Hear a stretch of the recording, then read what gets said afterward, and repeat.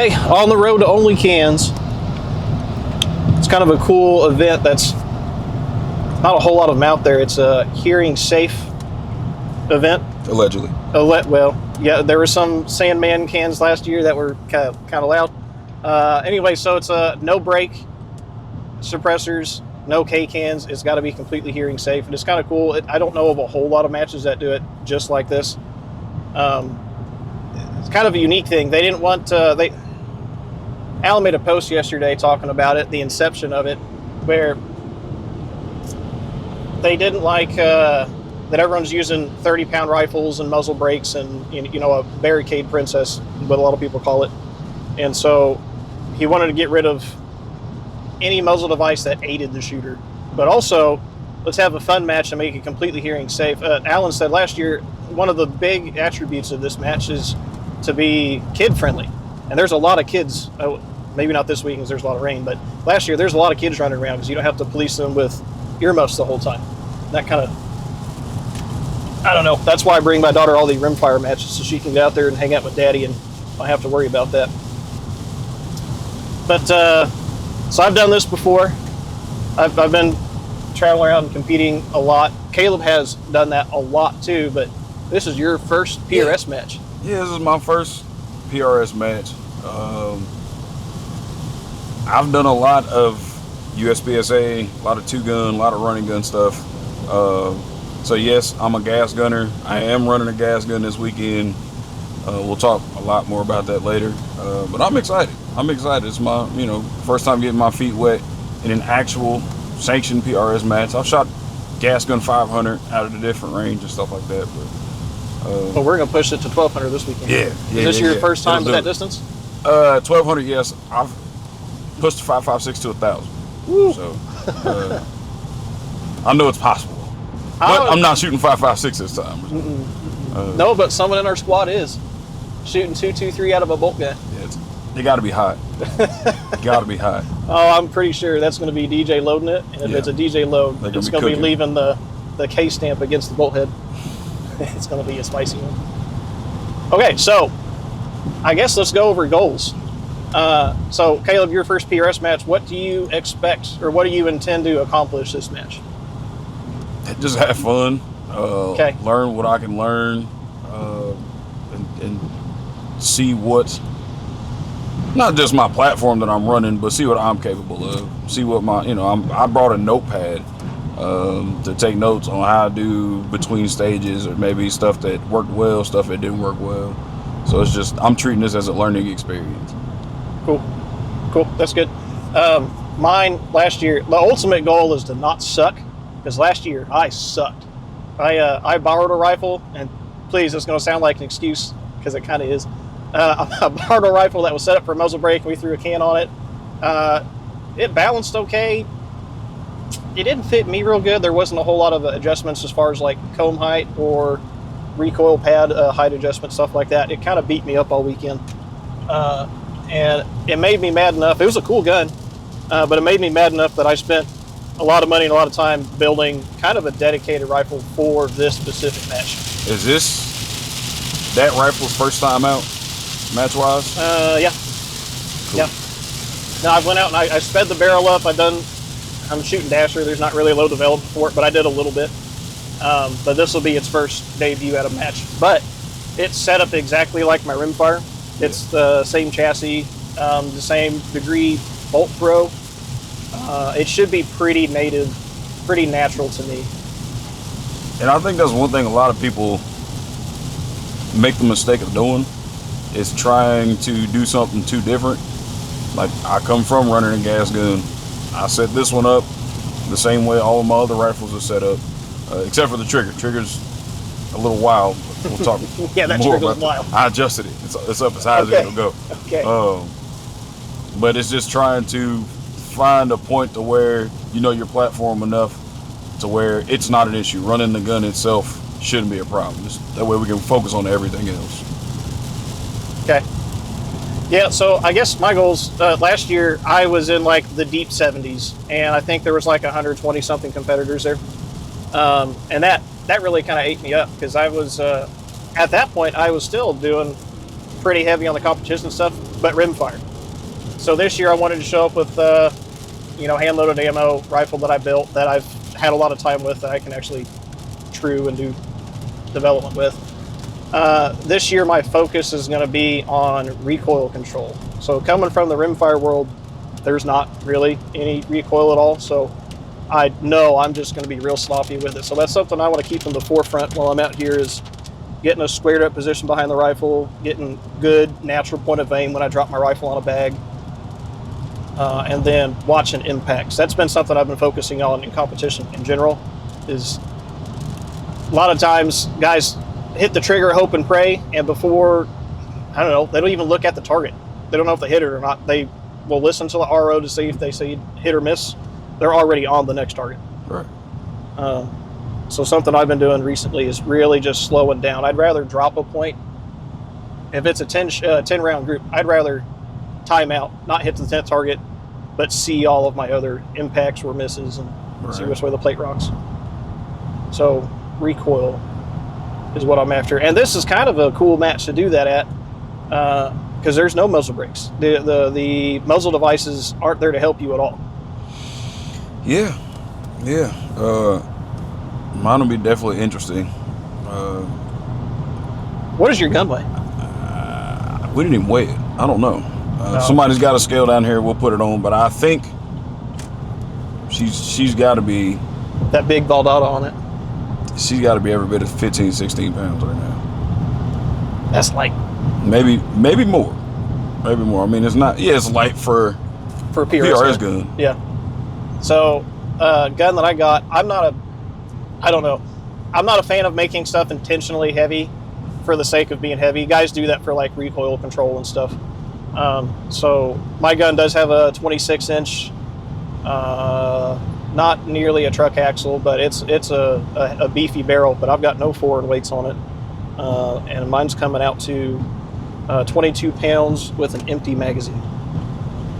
Good mind. But it balances well. If it balances, see, I stop putting weight on guns when it balances on a medium bag. Yeah. Well, mine balances. It does. We'll see how it does. The cool thing about a light gun is you can be quite a bit more agile with it. Yeah, that's a kind of an easier part, because I like heavier guns because I like running glass on most things. Like, I know I come from gas gun stuff, but I've been running LPVOs and now MPVOs, so I just recently bought a red dot and magnifier setup like 2 years ago, and that took getting used to, but it's fun. Stuff translates across, so to a degree. Cool. So let's talk about that a little bit. You're running a Valdata. Yeah. It is the Mini G2, 4.5 to 29. I'm excited. The light transmission is pretty good. Color's not bad either. The color's great. I mean, it picks up well. Of course, illuminator reticle, all the fun stuff. It is mil. It always sucks. But I like it. It runs well. I don't have any complaints about the optic itself. The reticle is going to take some getting used to, but that's fine. It'll be all right. I don't have. It's not like the Stadia is giant enough where I can't see targets downrange. So yeah, it's kind of a weird reticle. And you guys, if you follow along any of the content we have this weekend, we're gonna have a scope mate, maybe a trigger cam. I don't know if you're about the trigger cam, but we'll have it on the gun so be able to take a look at the reticle. You don't see a lot of Valdatas out there. The company recently kind of changed hands. It was actually one of the guys that worked there already is now the guy running the thing. I believe the original owner just decided to move on, and Ian, the new owner of it, he's just trying to, I think he's slowing things down because he wants to rethink a bunch of stuff. He's talking about new packaging. He's looking at different reticle options. He's asked me my thoughts on a reticle, and so I think we're going to see Valdata kind of make a new come to market, but it's going to be a little bit. I know some people are like to run tried and true things, but new stuff doesn't bother me, especially if you know what you're looking at and also what you're looking for. No. So I really don't have a problem running new stuff either, but what I would much rather do is build a platform that we know is good, and let's make 1 or 2 changes at a time. Right. Don't go changing a whole bunch of stuff and shooting a match and expect to do good. Exactly. Because you don't have any muscle memory with that stuff. That's literally the science that I used to build this rifle. So I did build the rifle. Okay, let's talk about the rifle. So it's a 6mm arc. I've been running 6mm arc for about 3 years now, and I decided, let's rebuild the rifle. So it is MK Machining receivers set. It's a cross machine tool, ARCA rail. Yes, it's integrated ARCA. It's not M-LOK with ARCA attached to it via M-LOK. It's all one piece. The trigger is a single stage ballistic engineering accurized trigger, A5 buffer tube and spring,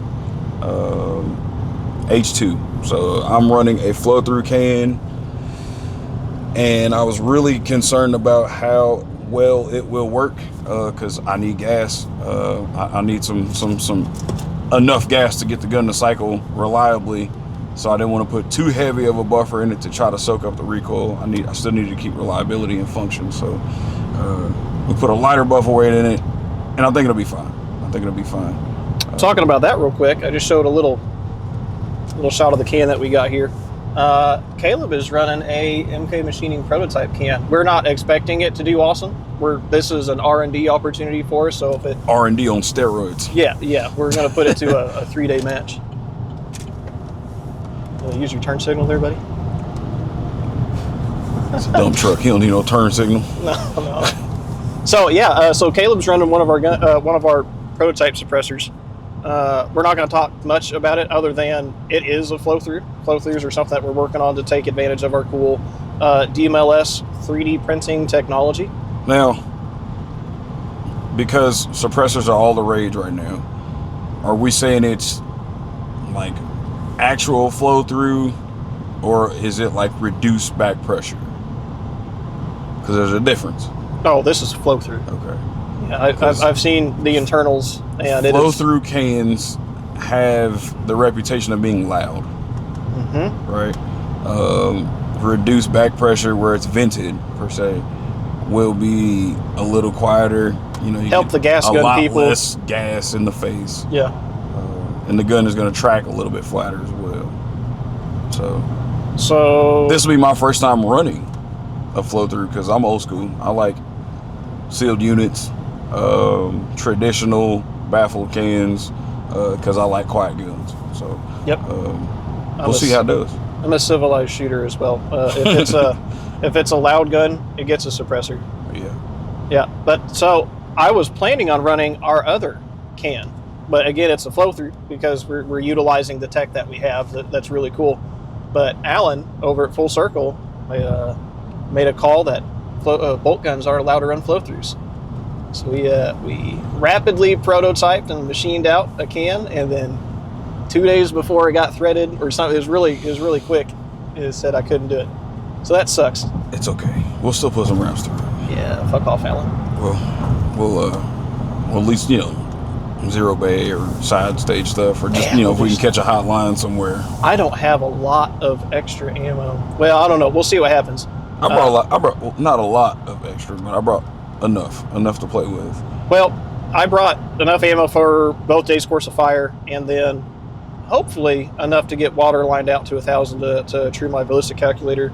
So we'll see how long it takes this dummy to actually true his dope, and then we'll see what ammo we got left. Maybe I figured at the end of day 2, when all the points are tallied up and everything, whatever. Actually, I'm going to do this because I got to kneel on my brass anyways. So at the end of day 2, I'm firing the rest of what I got. Yeah. Oh yeah, we brought a third wheel. We did bring the bullpup with us, not the straight bull. Oh, I thought you were talking about Sean behind the camera. No. Disrespectful. No. So we did bring a bullpup chassis gun with us. It is a 6.5 Creedmoor, and it's a 16.5-inch barrel. Yeah. If you have not seen it, it looks crazy, cool, in my opinion. Actually, no one has seen it. Yeah. Because this 6.5 Creedmoor barrel hasn't been in that gray chassis. Well, so we did post it. Oh, you did post it? I posted it the other day, so you've seen it a little bit if you if you've seen it. But it's cool. We're gonna put a lot of time behind it. We're gonna put some rounds down range and just kind of show it off a little bit. Mm-hmm. We're gonna see about. So we're going down to train up day right now, or zero side and train up day. So this Friday, Saturday's day 1, Sunday's day 2. But we're going to bring the bullpup to the fire line right now. We got it 0 the other day, but we're going to try to take some shots with it over at distance. So that'll be some of the fun playtime we get. Oh, and the stowaway. Yeah, we did bring the stowaway chassis. I put one of my 9mm cans on it, and I did a hasty 0. And I'm gonna try to put. Yeah, I mean it'll work. It'll get us. I'm gonna do it. I'm gonna see how far I can push it. Hey, we gotta pause this, guys. All right. I hope. So we are bringing the stowaway chassis, and I am hell bent on trying to see if I can hit how far out I can walk it on steel. If that means I need to take a 300 or 400 yard shot, I'm gonna do it. Well, I'm gonna at least try it. So let's talk about the product itself then. So we've got the little stowaway chassis. The Dark Mountain Arms stowaway is a manually operated, manually cocked bolt action single shot pistol. A lot of people gawked at it. It's kind of neat. It's would be kind of cool for, let's call it clandestine work. Gotta be super quiet. It's got a threaded barrel. Or for my folks that are like tactical vets. Yeah, so it's got a threaded barrel, so we got a suppressor to go on it. Then we got a Strike Industries folder and a little red dot. So it should be 200 yards, no problem. Oh, that's cakewalk. Yeah. So I'm a strong pistol shooter. So we'll take the brakes off. That's kind of where I came from. I mean, it'll help. If I got to do it, I'll do it. My furthest pistol shot on steel, I have to see if I can find the video just in case somebody calls me a liar. They're gonna call you a liar. The 165 yards. What was that? I was shooting irons. What was the plate? How big? I think it was a 10-inch plate. Or C-zone steel. What it was. So, yeah.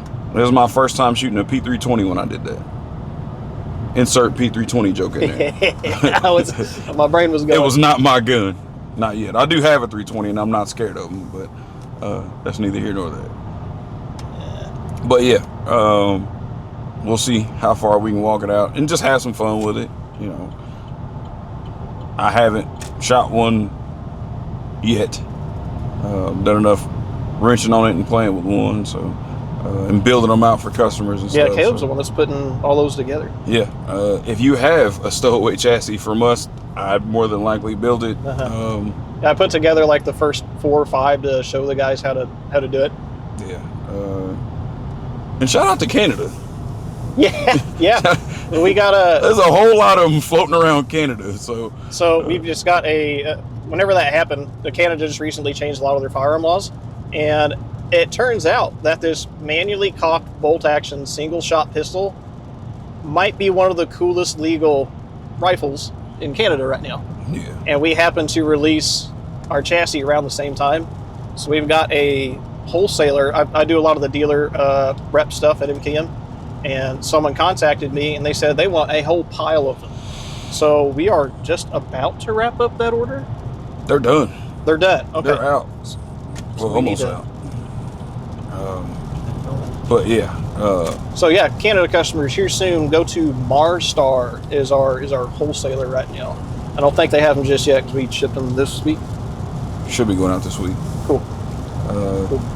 I think I like loopholes. Any if you can get what you want to get and find a loophole to legally Hold get on, let me correct this real quick. I thought he just said Leupold. No. We don't like Leupold. I didn't say that. I didn't say that. You said that.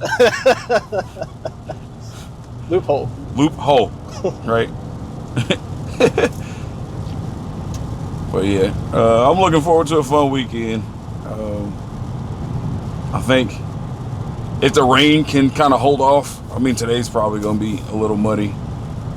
I think we'll be fine.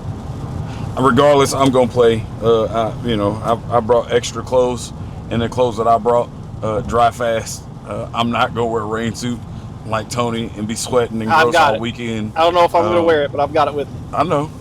I'd just rather be wet than miserable sweating. So yeah. I'm a blue jean guy. I really don't hardly own any other kind of pants. Right. So if I'm not wearing a rain suit, I've got soggy bottom. Those soggy bottom boys. 15 pounds of pants on after they get wet. Yeah, rain matches and blue jeans suck. You're carrying a lot of extra weight.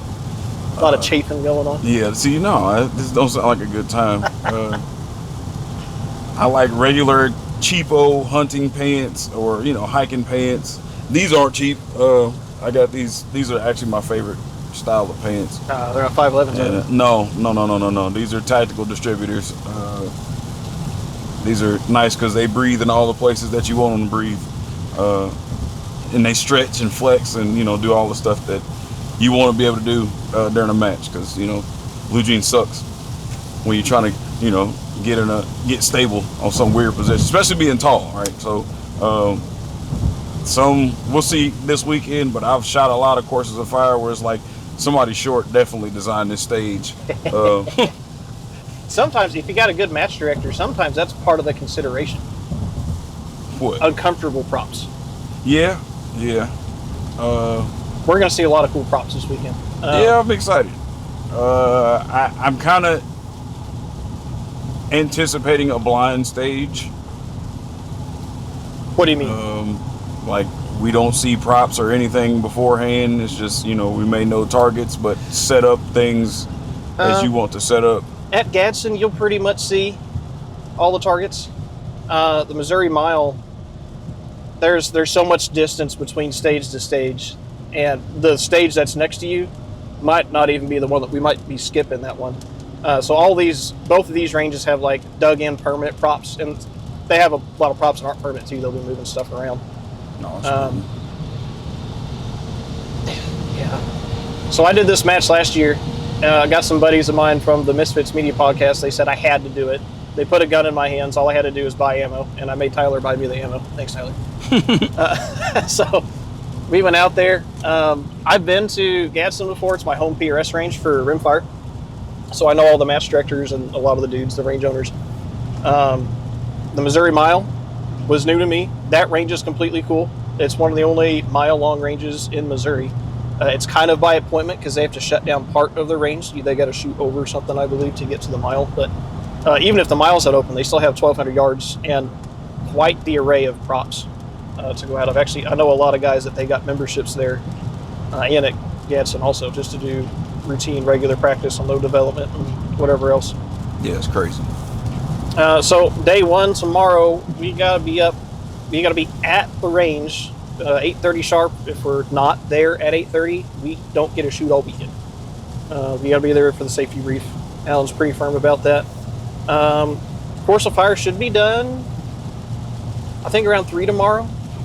They're going to feed us. Oh, it's really cool. They're doing a late breakfast. It's really good. They do brisket tacos for everybody every year. They do smoked brisket and scrambled eggs and put on tortilla. Yeah. That's nice. So that's at I think 10 o'clock or so when they walk around. Then they're going to serve us dinner, no lunch. The food that they have there, they've been using the same guy for a couple of years, and it's really awesome. So food this weekend is not a concern. They actually always have way too much food. So if you are hungry, go get seconds, because Alan took home, I think he said 40 pounds of pulled pork last year. You say 40, like 40? 40 pounds. Good Lord. He said his family was tired of it real quick. Yeah, I'd have gave half of it away. So after the course of fire on day one, they're going to have food ready right then, but they're also doing side stages.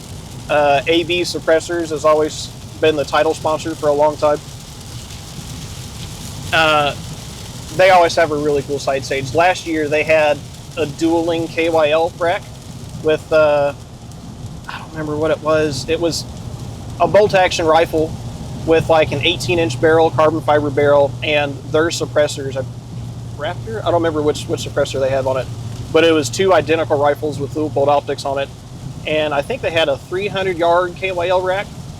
You start on big targets and you work your way in, and the small target in the center, whoever spins it first wins. Actually, yeah, so the side stages at the end of day one is really cool. ABs, last year they had 2 6 arcs, and they had all the ammo. They had 2 identical rifles for you. I think it was like an 18-inch carbon fiber barrel. And then they had identical suppressors, their own suppressors on the end. And they run a KYL dueling tree kind of thing. So you both start on the outside and you work your way. Whoever hits the center one first, wins. The person that wins, they record all the winners from that day. And then last year, they went into a pool. And at the end of the whole event, they pulled a random name out of that, and they got a brand new suppressor for free, that was really cool. Oh, yeah, that's cool. Mm-hmm. But Alan makes it explicitly clear every year, you will want to shoot the side stages because there's always some cool stuff like that. They don't really tell you ahead of time. Yeah. And you also don't know what the stage is. And cheating is sometimes enforced. You'll see when you get down there. Yeah, I was just like, what type of cheating are we talking about? Yeah, no, it's fun. Day 2, we're out at Max Creek. That's Missouri Mile. It's gonna be like a 45-minute drive from where we're staying tonight to get there in the morning. That's really not a bad commute for a morning competition drive out there. Tomorrow, I believe we start at 8 o'clock. No safety brief. Yeah, that's what the matchbook said. So we're gonna go hot there. Oh, we're not just going to this match. We are putting money in this match. MK Machining is a stage sponsor. A good portion of the luggage in the back of the bed of the truck is prize table donations. Yeah. So we're donating a Sightmark Wraith. It's a cool digital thermal. A bunch of MK Machining gear. We got an Aldair mount in there. And I actually convinced, I talked to Trent Elson over at Telson. They've got a new 2-leg section tripod, kind of like I would say entry level, but it's got like all of the big level features you want in it. It's my new, when I'm recommending people a tripod, this is my new like budget entry level tripod I'm talking about. Yep, I'm running one. Yeah, Caleb's running one. But I convinced them to donate one from our stock. So MK Machining is providing it, but Telson is, they're just going to give us a credit. They're going to get the credit for donating that. Price table's huge. Yeah, I'm excited to see. I know. Not that I'm like planning on winning anything, but just sometimes seeing. Well, they got a bunch of random draw stuff. I got a random draw last year. I played 78th, and I've got a really cool billet 100-round reloading tray. We have our own reloading trays. They're kind of discontinued, but I actually run both. I run a 100-round tray on one side of my scale and a 100-round tray on the other side of the scale. So, fun fact about me, I do not reload. I know somebody's like, just instant scoff. First, I didn't have the space. Now I have the space. Now I just don't have the time.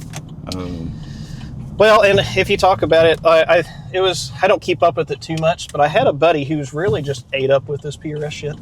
He told me that the winner of the AG Cup last year was using factory loaded ammunition. What caliber though? I don't know. They've got 6GT now. Yeah. Francis Cologne, he's running a 6.5 Creedmoor in his comp guns. If it works, it works. So I'm shooting 6mm arc, 105 grain Hornady Black. My gun likes it. That's what I shot previously, and it does well. It runs well. It's pretty accurate for a gas gun, right? So it's apples to oranges. It's we're still putting a projectile down range, but it's not a bolt gun. Have seen very few gas guns that can keep up with the accuracy and repeatability of a bolt gun, just because there's so many moving parts in a gas gun. So, and by gas gun, I do mean AR-15 platform. I don't respect anything else. I'm lying. I do like AKs, but in terms of like hard use guns, that's what I prefer. That's what I know. So, pulled over real quick so I can put the address in for the bunkhouse. We might just be going straight there. Yeah, shit, Gadsden's a pretty cool range. They've got a bunkhouse there. I think it sleeps 40 people. It's a lot. But they've got really clean facilities. It's like renting Airbnb, but like with all your buddies and fellow competitors. I kind of like it. It's to me, it's got like college dorm room vibes. But it's all like, I mean, you're all at a rifle competition. You're all into the same stuff. And then the residents that live on the range, they are some wild people. So there's usually some, well, I'll call them antics going on. There's some fun activities. Antics. Most of those activities are not things that we can film. Okay. But anyways, no, it's a fun time. But yeah, it's always really clean there. You're actually expected to think like Airbnb when you're going down there, but it is a really professional. They're working on a second bunkhouse, which is going to be really freaking cool. They've got a classroom in there, it's where instructors can go down and have a proper classroom. Yeah. They've got a couple larger rooms in there that they're building on it now. Think like families coming down there, so a husband, a wife, and maybe a couple of kids or whatever. Those larger ones, I believe, have their own bathroom. Oh, that's cool. Yeah. They've got a porch planned on this new one that faces the 1,000-yard firing line, which actually brings it up to like 1,200 yards. So that'd be kind of cool, shooting off the second story.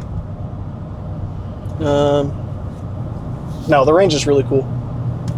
It's it held national finales for both NRL 22 and PRS 22 in the last like 4 years. Oh yeah. But they do long distance. They do usually like regional qualifiers, and even like the most of Missouri Steel Tactical. They do a whole bunch of PRS style matches down there. Yeah. I'm familiar with Gadsden. Never been. I don't think you haven't been to either one of these ranges. No, neither one of them. So that's cool. New I always like going to new ranges. Yeah. I always suck when I go to a new range, but I like going to learn. Yeah. I don't know. Like I said, I'm not expecting to do great. I'm gonna try my best, but we'll see how it goes. I'm not. Oh, I want to place here. I don't have placement expectations. We're just gonna, put the pedal to the metal and see what happens, and hope everything is clicking right in terms of myself, my equipment, everything. And just to let you know, I mean, you've been to some competitions with me, some outlaw stuff in Columbia. I'm going to be talking shit the whole time. If you zero a stage, I'll probably ease off a little bit because that sucks. But other than that. So let me provide some context. Me and Tony have known each other for almost 10 years. Yeah. Maybe a little bit longer. So there will be some shit talking. It's going to happen. It's not like a if, it's a when. And especially when other people that we know, are on our shooting squad. So it's always a good time. And I think that's one thing that just is, it does take attention away from shooting so well is, okay, I'm gonna shoot really good, or my best for whatever part time of this stage, and then it's back to you can relax a little bit, have some fun and take your mind off of it until it's time to punch in for the next stage. So good way to reset. I'm gonna pull up my phone, and you just open up Safari. This should be right there. Type in practice score. It should keep me logged in. Go to the day one squad. Let's see who's in our squad. I know we got Kendrick in there, Bob Kanoniak. Which Bob's actually doing some video logging stuff here recently. He's trying to really improve on his PRS stuff. So he has a trigger cam or a scope made on his rifle, and he has a tripod with a camera set up. He's posting all these videos on Facebook, and he's like saying, this is how this sucked, and this is how I'm going to practice. And he's posting all of his practice stuff. It's really cool watching that journey. He actually just went to his very first PRS pro level 2-day match with a couple local guys, and he filmed the whole thing. It's similar kind of what we're doing this weekend, but it's really cool to watch what he's doing. Even if you are not like posting to social media, I always advise filming yourself on a stage you know, maybe first person, maybe if you got a GoPro, you know, trigger cam, scope mate, something like that, or, you know, setting up a tripod and being able to watch yourself just for playback, right? Going back and be able to pick up on things you did right, things you did wrong, maybe guns doing something strange, you need to capture it on film. So just, you know, being able to have all that stuff for documentation, because it's very common to have short-term memory when it comes to this stuff. So like, I don't remember anything. Yeah, my memory is gonna blank as soon as I finish a stage, because I'm worried about the next stage. So if I zero a stage, I'm probably, and that, man, that's really rare. I think it's happened once. Or if something was catastrophic, I might remember. But if it's a stage where I drop like 4 points, I should know why. I should be retaining that info so I can work on it, practice it. But there are so many moving pieces at a match. And you're also trying to get off the line real quick, because the next guy's got to come up, because we all want to go home and see our wives and kids before they go to bed. I want to drag this thing out too long. Yeah, it's just being considerate, if you will, but also trying to do your own diligence, so, you know, you can do the best that you can do. Oh, speaking of that, are we catching your brass this weekend, or are you going to leave it? I'll probably catch it. I don't reload, but I am saving 6mm arc That's brass, what every not reloader says. Because eventually, if I don't reload it, I'm gonna take it to a buddy's house and we'll reload it that way. So. Yeah, definitely keeping all my brass. I have all of my brass marked with a MK Machining brass marker. Look at that. What else are you running? So I got actually one of our new drops. I've kind of had it for a little while because I'm a special person. But I've got a FDE XOP level that matches the chassis I'm running in, because I'm gay and I like color matching stuff. Run a Rev 5 throw lever on my Zero Compromise. It's actually one of the cooler throw levers because it has some kind of unique internal geometry to make the magnification ring on the Zico work right. I've got a IARD in case we run into some sun. I don't think we're going to run into any sun this weekend. No. I got just a regular FDE cap on there. I am running a VCG, a vertical crossover grip, the Recce style without a thumb rest. I really like the grip angle and how much it fills the hand on a PRS gun. And the texture on it is really nice for heavy guns, for picking them up and moving around on props. I think, man, I know I'm running a bunch more MKM gear, but almost all of the gear that I'm running is something you can buy from MK Machining, though. Zico came from off the shelf. MBT. Now I've had this chassis since before I worked at it in MK Machining, but I'm the MDT contact guy. What else? It's running an Audair mount, and they're really cool. I'm really hoping we can get some traction on the Audair sales. It's a really nice mount. I think it's missing some accessory availability. I think that's what's holding some people up. Yeah. But it's a really nice beefy mount. Yeah. I'm running an Audair mount. I've got the Levitas, the Levitas, the cantilever mount, because I'm running a gas gun, so, you know, it's only got to do it right. I switched it up. Now, typically, I do run the Recce grip, but I put an APG on. Adaptable precision grip. Yeah, that's our adaptable precision grip, but I haven't seen anybody put it on an AR platform. Everybody puts it on bolt guns. But this is a PRS-esque built. Yeah, so like what's up with the more vertical grip? This one's it's purpose built. Like I'm not like, if it's raining like this at the range, we're gonna go to the bunkhouse and hang out for a little bit. Yeah. Or I mean, they've got a big outdoor canopy awning, like a very large awning that we'll probably just hang out with the guys. So what's general procedure if lightning strikes while we're on the range? Yeah, I'm not sure about what specific radius they use, but if they're using the standard is 30 miles, 30 minutes. Yeah. If there's a lightning strike that hit the ground within 30 minutes, or within 30 miles of the range, we go cold for 30 minutes, and we're all going to go find someone's pop up and hang out, or go get in a truck, preferably, probably. Right. That way we're not grounded to the earth. Yeah, really safe. They make you be men at these competitions. If it's raining, they don't give a shit. You gotta do it. But lightning is a serious safety thing. We're holding a lightning rod in our hands. Yeah, rain don't bother me, but I know ranges as they should. Don't mess around with lightning. So I just wanted to know what procedure was, and it's common across the board. So, yeah. Now these are really safe. PRS matches are generally extremely safe. We have a lot of safety rules built in to make sure that weapons are cold when they need to be. Weapons are only hot when they need to be. You only put ammo in your magazine when you walk up to the firing line. All the other guns are cold. There's always, all the matches I've been to, someone has got a ton of first aid gear, and most of the times when they're doing the safety brief, they'll let people know, our first aid kit is there, or we've got one on these stages. Caleb's got one in his hands. So that's one of the things, and I think Caleb will mirror me on this. We as shooters, we are trying to learn really hard how to put holes in things, but we're out there with our friends and we need to know how to plug holes too. Yeah. So for those that do not know, I'm an instructor. I've been teaching pistol and rifle TNS stuff. Yeah, TNS Solutions, that's my company. We've been doing pistol and rifle stuff almost 7 years now. And in year 2, I decided to step out and not only train more medical, because I do take like a stop the bleed and learn how to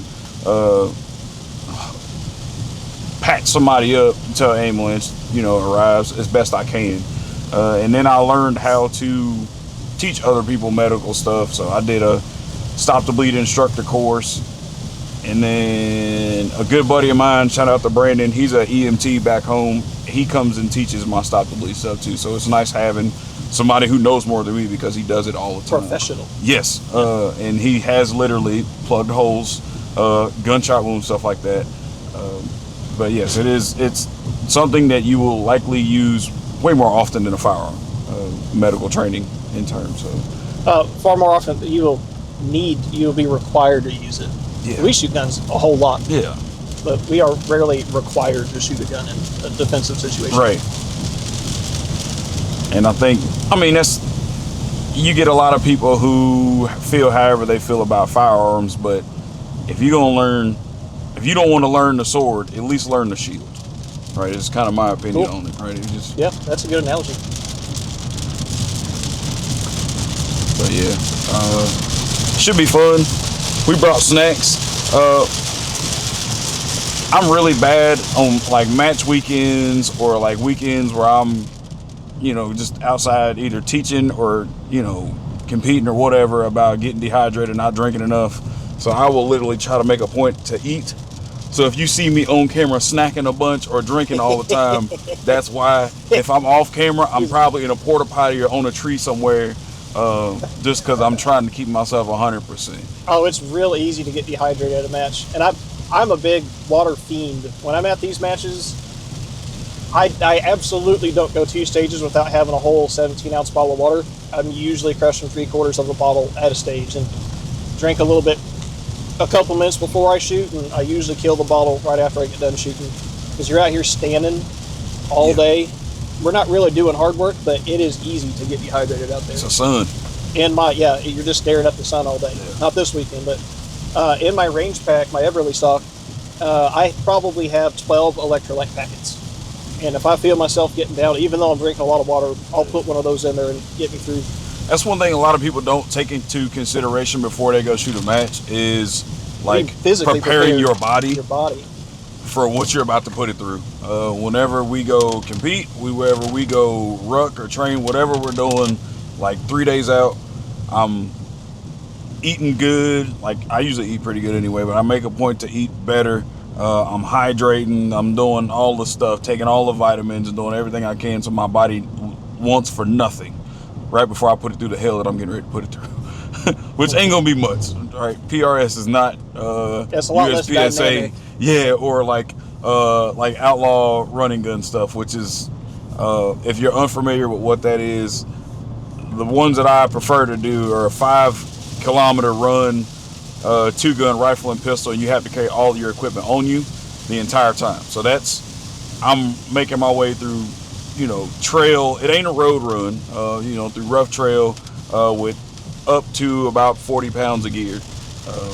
And I'm slowly losing weight throughout the day drinking water, dropping the ammo, you know, and that'll put you through it. By the end of that, that's when I realized how serious dehydration really is, because I've seen guys collapse on the trail, right? They have to get walked out, you know, and sometimes usually there's nobody out there on the trail.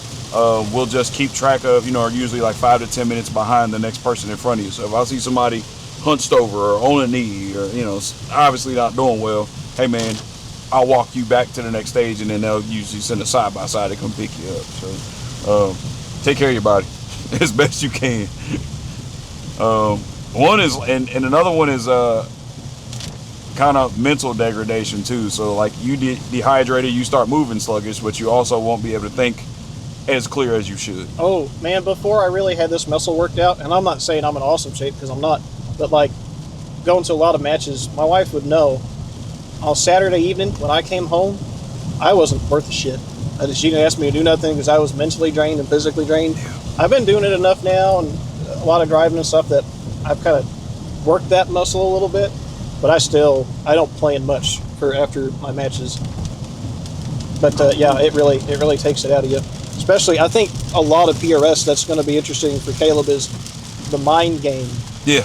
The mental game is a whole different thing, because these match directors, and it's a good thing, a lot of times they make it intentionally confusing because they want you to be able to think. It's not being able to just shoot correctly, it's being able to think on the fly, making wind calls, and also get the course of fire. Like, you're supposed to hit this target for this target, and you're supposed to only hit this target when you're standing in this spot. So there's a lot of thinking about it beforehand.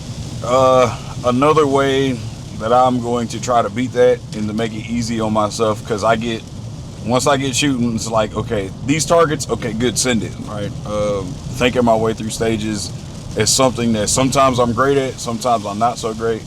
So I'm putting on the dope card holder, and I need to make mental notes on the dope card or on my arm about, good Lord, about how to proceed through a stage the correct way. I'll make whatever notes I need to make, or just kind of honing it, watching the guys shoot before me.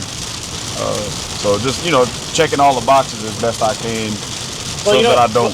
What a lot of guys do too, a lot of guys are really practicing and working on themselves.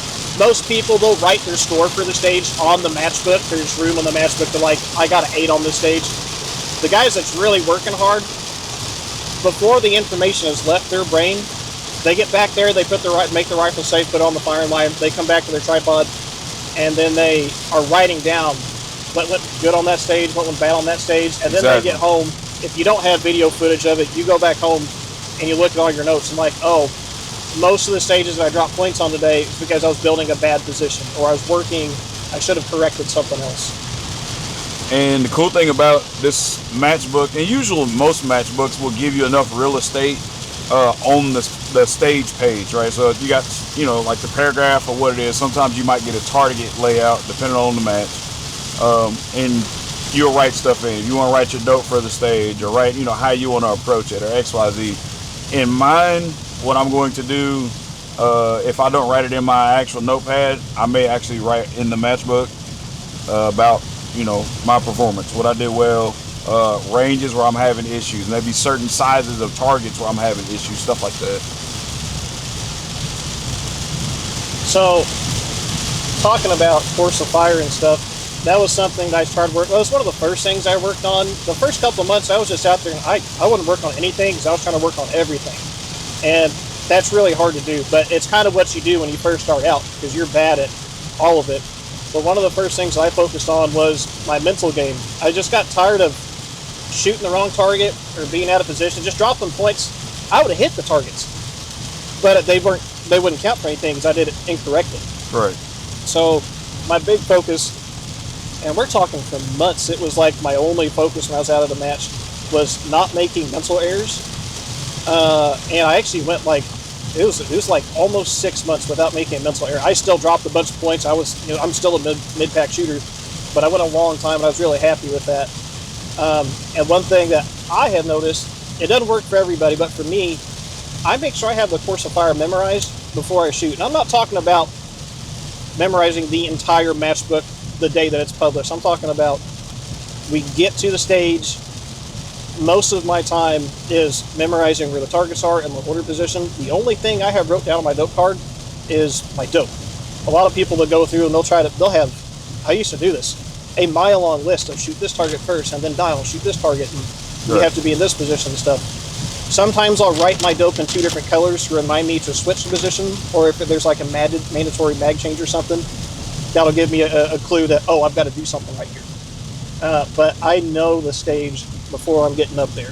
And when they ask you, do you understand the course of fire, I'm generally one of those guys where I'm confident in saying, I really do got this one. Yeah, that's a hack too. When they say, do you understand the course of fire? You're not obligated to say yes immediately.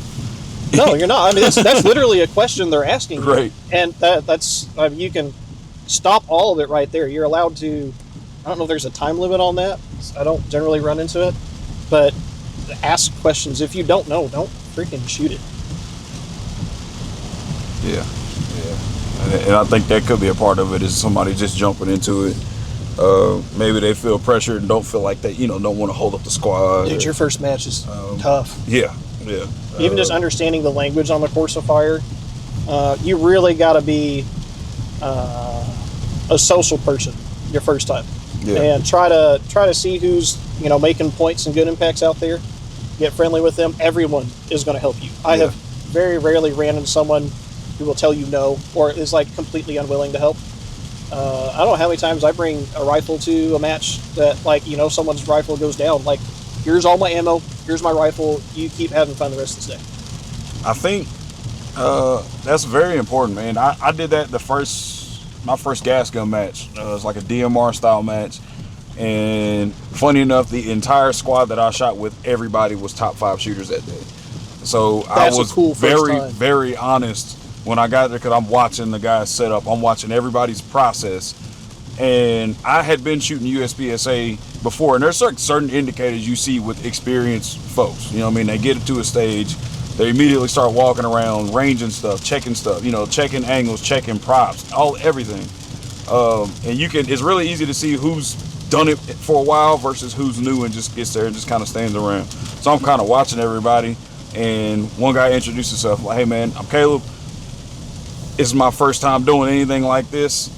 I can shoot. I'm very familiar with competition, but not in this specific discipline. Yeah, not this format." And man, I opened the floodgates. Everybody was giving me tips throughout the day. You can almost get too much. Yeah, literally. I was getting yelled at in stages.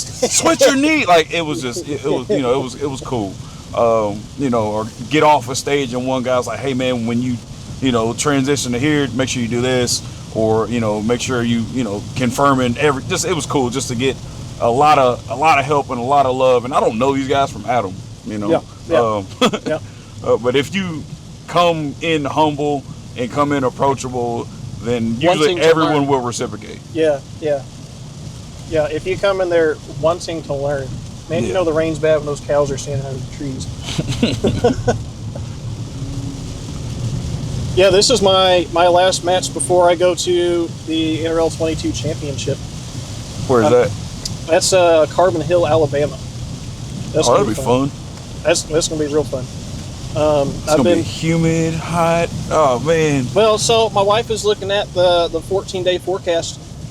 We're staying in Florida for a few days. We're taking the girls out there. We're going to make some sandcastles and stuff, get real sunburnt before we go to Alabama.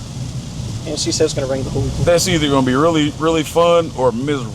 I don't know. Weather-wise, just weather-wise. I've never not had fun at a competition. Yeah. Like, I've sucked it up. I've actually zeroed an MK Machining stage before. Like, MK Machining sponsored a stage. I was the very first person shooting on that squad. Yeah. Big old goose egg. My first one ever, and it was a MK Machining sponsored stage. Oh, man. But I had fun that day. Actually, the very next stage was the last stage of the day, and it was a troop line with some weird 6 o'clock wind that was moving you left and right off target, and I managed to clean it. So I got a 0 on the MK Machining stage, and I cleaned the very last stage. A lot of ups and downs. Yeah, I think, and that's cool. Like, usually having one stage where it's like, all right, well, that one sucked. Just having that short-term memory. Oh, you've got to learn how to let that shit go. If you have problems on it, it will ruin you the rest of the day if you let it. Yeah, write down, like, in your match book, take your notes on, what you did bad, if that's something you're trying to improve on or whatever. But then forget about it, because you will let that one stage kill your rest of the day. And then you're going to take it home, and you're going to slap your wife, you're going to spank your kids. That's dramatic as hell. I'm kidding. No, but I've never not had fun. Actually, almost any match. I've been to a couple different formats. I've done some Steel Challenge.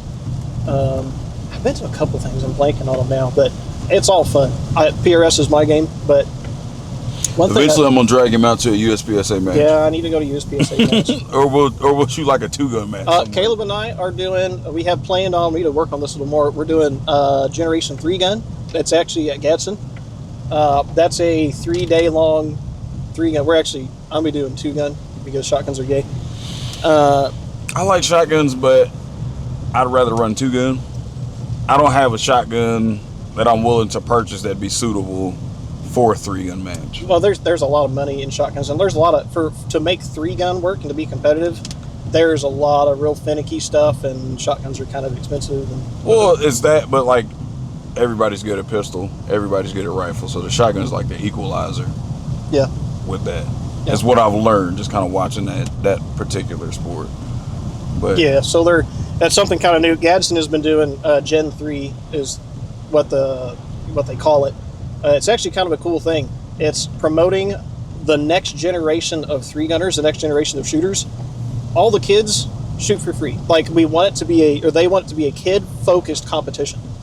But adults go out there and shoot and blah, blah, blah. But they integrate the adults with the kids. And I don't know, I've seen some really freaking badass 10-year-olds sporting $15,000 worth. Some of the best shooters I know are younger than me. Oh, I get my butt kicked by 2 shooters every time I go out. Yeah. Shout out to Gene.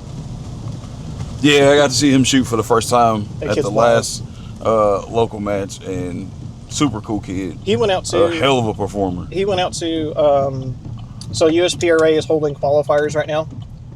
Oh, check it out. Here's Chad. He owns the range. Okay. So he was out in Utah for the USPRA qualifiers. I think it was the first qualifier of the year, and I'm glad he went there because I was shooting the Pro-Am match, and if he was at the Pro-Am match, I would not have gotten first like I did. But this kid went out there to a world qualifier, first place, 14-year-old. Oh, man. Yeah. Yeah. I like seeing it. I wish we could put more kids in a position to even try it, not even get good at it on that level. But anyway, so expand on, before I forget this, so Gen 3, it's kid focused, all the kids shoot free. If the kid is interested and doesn't have it, they put staccatos in their hand. They have loaner staccatos. That's a gift and a curse at the same time. Yeah, you put them at the very best. They have complete sets of all the gear. We're talking tactical belts and stuff that's made for that size of a human as well. Yeah. And if you are a kid and you want to travel and compete in 3-gun, you can sign up and become a part of Gen 3. It's a larger, I believe, nonprofit. They will pay for your match fees. Oh, that's cool. Anywhere. You go travel anywhere, and they will pay for the child's match fees. Dads, you're on your own. You're also on your own for like gas and lodging, whatever. Right. But a 2-day 3-gun event, you're talking like $300 to do. Yeah, and I mean, help is help, and that's cool that there's organizations out there that can help push shooting sports as a whole farther. Well, they want to. The whole point behind that is, and this is, I think, everyone in the industry. You don't want your industry to die. No. If you're only catering towards the people that's your age or higher, your business is eventually going to fail because all of your demographic falls out the bottom of it. Right. If we're going to keep the 2A alive, we got to get the kids into it. That's really excited. I shoot my daughter all the time. I know you probably hang out with your kids. They're around guns all the time. It's mine haven't shot yet. I don't want to push it on them, especially my oldest. But he knows what they are. He comes down in the shop. He'll tinker. He knows what stuff is. And the times when he does come out, his first question always is, did you bring a suppressor today? He does not like the noise, but he thinks they are really cool. That's a lot of why I've been sticking with the rimfire stuff for a little while, because my daughter is at my hip all the time. It's kind of annoying sometimes, but She loves hanging out with Daddy, and I love that.